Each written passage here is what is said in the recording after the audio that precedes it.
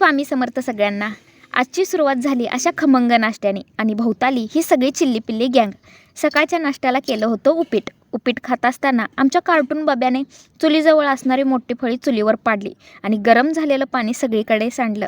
मुलांच्यावर जरा दुर्लक्ष झालेलं चालत नाही। आज नव्याची पौर्णिमा होती म्हणून पोळ्या आणि येळवणीच्या आमटीचा बेत केला होता। पिऊ मला लसूण सोलून देत होती। मस्तपैकी असे कडबू केले आणि पोळ्या करून या बच्चे कंपनीला पहिला जेवायला वाढलं। आणि घरात कोणताही सण असू दे, आमच्या आहोंना जेवणात भाकरीशिवाय चालत नाही। आणि उद्याच्या कार्यक्रमासाठी मंडप दारात हजर झाला आणि भटजीही आले होते। उद्या सकाळी लवकर पूजा करायची म्हणून आजच ते मांडून घेत होते। आता पूजा बघून तुम्हाला समजलंच असेल पूजा कशाची आहे। तासाभरात मंडप उभा करून तयार झाला।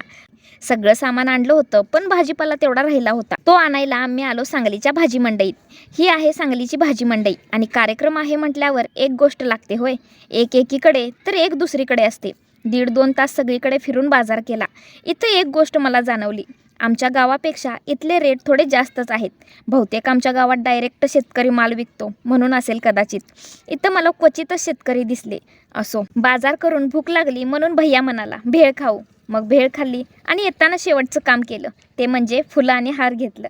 सामानाने अक्षरशः गाडी भरली। कार्यक्रम असला तर दमून काही उपयोग नसतो आणि ही उद्याच्या स्वयंपाकाची तयारी चालू होती। मंडळी, ही लगबग, ही सगळी माणसं कार्यक्रमावेळीच एकत्र येतात आणि हे क्षण आपल्या आयुष्यात रोज नसतात। म्हणून कार्यक्रम असेल तर सगळं टेन्शन विसरून फक्त त्या क्षणाचा आनंद घ्या।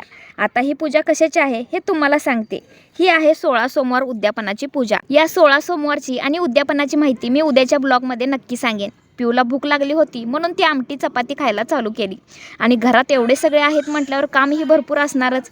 चला तर मग उद्याचा ब्लॉग बघायला विसरू नका। श्री स्वामी समर्थ।